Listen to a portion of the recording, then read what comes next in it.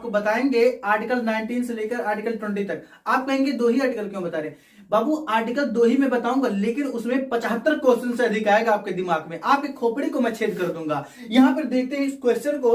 Article 19 में देखिए 2 खंड में लिया हूं, क्यों लिया हूं सब चीजें बताऊंगा। आर्टिकल 20 में 2 खंड लिया हूं, क्यों लिया हूं सब बताऊंगा। अगर आप उत्तर प्रदेश पुलिस की तैयारी कर रहे हैं ना, तो प्लीज वीडियो को कंटिन्यू करके पूरा देखिए, स्किप मत करिए वीडियो को। देखिए आर्टिकल 19(1) यानी अनुच्छेद 19 के 1 में क्या कहता है, लास्ट में बताएंगे पूरे अनुच्छेद के बारे में क्या मैं बताना चाहता हूं भाई, प्लीज कंटिन्यू। अनुच्छेद 19 का 1 कहता है कि वाक और अभिव्यक्ति की स्वतंत्रता, आपको स्वतंत्रता दी गई है, कुछ भी बोल सकते हैं, कहीं भी जा सकते हैं। इसका मतलब ये नहीं किसी के बेडरूम में चले जाएं, समझ में आया ना। उसी में दूसरा पॉइंट क्या है, किसी सम्मेलन में भाग ले सकते हैं। आप लीजिए भाग, लेकिन वहां बंदूक गोला बारूद लेकर मत जाइए। आपको आजादी है, आप कहीं भी किसी सम्मेलन में जा सकते हैं, आप जाइए, लेकिन वहां पे गोला बारूद बंदूक लेकर मत जाइए। ये भी आजादी छीन जाएगी आपकी कि गोला बारूद लेकर थोड़ी ना जा सकते हैं। आपको आजादी है, लेकिन इतना आजाद मत हो जाइए कि आप गोला बारूद किसी सम्मेलन में लेकर जाइए।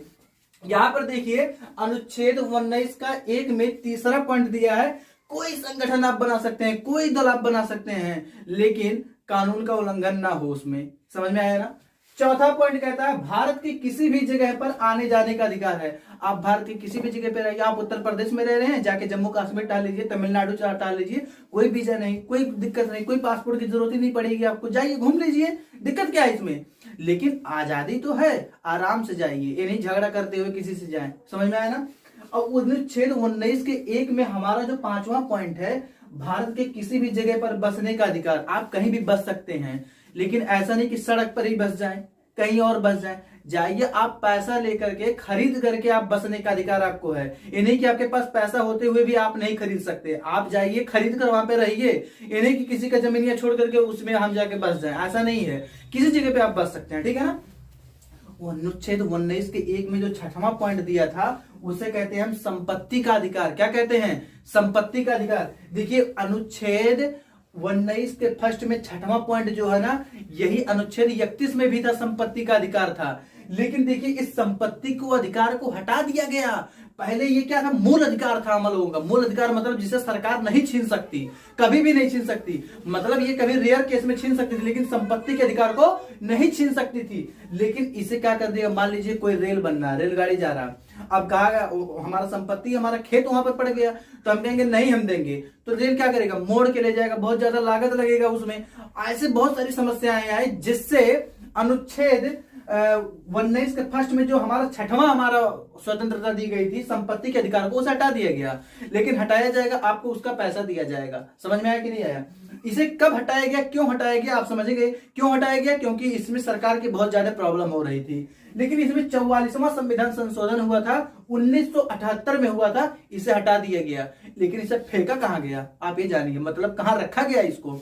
अनुच्छेद 300A में रखा गया, जो भाग 12 के अंतर्गत आता है, भाग 12 के अंतर्गत आता है। ये पॉइंट भी जानिए, भाग 12 के अंतर्गत आता है। ये समझ में आया ना आपको। ये आपका बहुत ही हेडलाइन है। आप इस संपत्ति के अधिकार को हटाया गया है, कब हटाया गया है, 1978 में हटाया गया है। किस संशोधन द्वारा, 44वां संविधान संशोधन द्वारा। और इसमें 300A में इसको जाके रखा गया है। अब इसको संवैधानिक बना दिया गया है, मतलब कानूनी बना दिया गया कि सरकार चाहेगी तो आपका वो जमीन ले सकती है, लेकिन उसका पैसा देगी वो। समझ में आया ना। देखिए 7वां पॉइंट, कोई भी व्यापार करने का अधिकार है।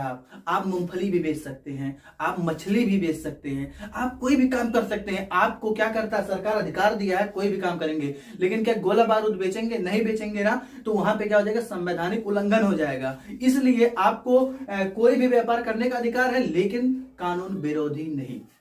वही चीज बताया है 19 का 2। अगर कहता है संविधान का उल्लंघन हो रहा है, कोई काम ऐसा कर रहे हैं जिसमें संविधान का उल्लंघन हो रहा है, जैसे वाक और अभिव्यक्ति की स्वतंत्रता, आप कुछ भी बोल सकते हैं, तो क्या किसी को गाली दे देंगे? नहीं ना देंगे। किसी सम्मेलन में भाग ले सकते हैं, क्या आप गोला बारूद लेकर जाएंगे? नहीं ना जाएंगे। कोई संगठन का दल बनाने का आपको अधिकार है, तो क्या ऐसा दल बनाएंगे कि किसी एक नेता को उसको गाली दे, उसको बोले, ऐसा दल बनाएंगे? नहीं ना। अगर ऐसा काम कर रहे हैं, भारत की किसी भी जगह पर आने जाने का अधिकार आपको है, मानता हूं है, तो क्या चाहे दिन दहाड़े, चाहे जिसके घर आ जाएंगे, किसी के कमरे में आ जाएंगे? नहीं ना। आपको इसका अधिकार को रोका गया। अगर आप ऐसा करते हैं तो अनुच्छेद 19 का 2 कहता है कि आवश्यकता पड़ने पर सुप्रीम कोर्ट इसे छीन भी सकता है। और पहला पॉइंट है आवश्यकता पड़ने पर तो चाहे तब छीन सकती है, गलत नहीं करेंगे तब भी छीन सकता है। जैसे मान लीजिए मार्शल लॉ लग गया, अभी यहाँ पे कानून लगता है, ऐसे आर्मी व मिलिट्री कानून लग जाता है, जब उस केस में क्या होता है जानते हो कि इसमें सरकार छीन लेती, कहीं नहीं आ जा नहीं सकते। मान लीजिए दूसरे देश से आक्रमण हो रहा है तो आप चाहे जहां घूमेंगे, मान लीजिए बंदी कर दिया तो आप जाएंगे घूम, कहेंगे नहीं हमको आजादी है, वहां पे आजादी छीन ली जाती है, सुप्रीम कोर्ट छीन लेता है। लेकिन अगर अपने आप कोई गलत काम करते हैं, कहीं ऐसा बोलते हैं, किसी को गाली देते हैं, तो वहां पे अनुच्छेद 19(2) के तहत सरकार क्या करेगी, आपके कानूनी विरोधी के तौर पे आपको कानूनी सजा दिलाएगी। समझ में आया ना? चलिए समझते हैं अनुच्छेद 20 को, ध्यान से समझना। अनुच्छेद 20 क्या कहता है, और बहुत मामला एकदम क्रिटिकल होता है इसमें। अनुच्छेद 20 कहता है अपराधों के मामलों में दोष सिद्ध करने का संरक्षण। आप अपराधी नहीं है ना, लेकिन तब वो पुलिस आपको लेके जाती है, क्यों? क्योंकि उसको शक होता है कि अपराधी है कि नहीं है। समझ में आया कि नहीं?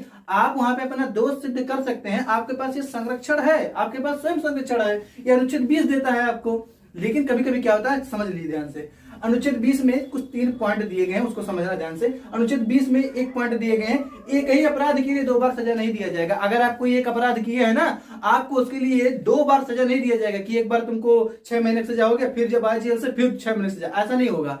एक अपराध के लिए एक ही बार सजा। दूसरा पॉइंट, दंड से अधिक सजा नहीं दिया जाएगा। मान लीजिए आप कोई चोरी किए हैं, वो अगर 3 महीने की सजा के लिए काम, वो उतना बड़ा चोरी है, तो आप ये नहीं सरकार कहेगा या फिर कानून कहेगा कि आपको 6 महीने की सजा दिया जाए, ऐसा नहीं। अनुच्छेद 20 कहता है, ये समझ में आया ना? यानी कि आप समझिए, अगर आप पढ़ाई करते हैं या ना करते हैं, लेकिन आप इस वीडियो को जरूर देखिए कि अगर अनुच्छेद 20 के तहत दंड से अधिक सजा कोई सरकार नहीं देगी। देखो किसी को हथकड़ी लगा के जब लेके जाते हैं पुलिस वाले, कहते हैं कोई गलती नहीं करता, लेकिन कहते हैं इसको क्या कि इसको हम 6 महीने की सजा देंगे। बताइए, छोटा सा काम के लिए 6 महीने की सजा, ऐसा नहीं होता है ना? तो ये अनुच्छेद 20 आपको संरक्षण देता है, आप जान जाइए। अनुच्छेद 20 में तीसरा पॉइंट देख लो, स्वयं के खिलाफ जबरदस्ती अपराधी बनने के लिए बाध्य नहीं किया जाएगा।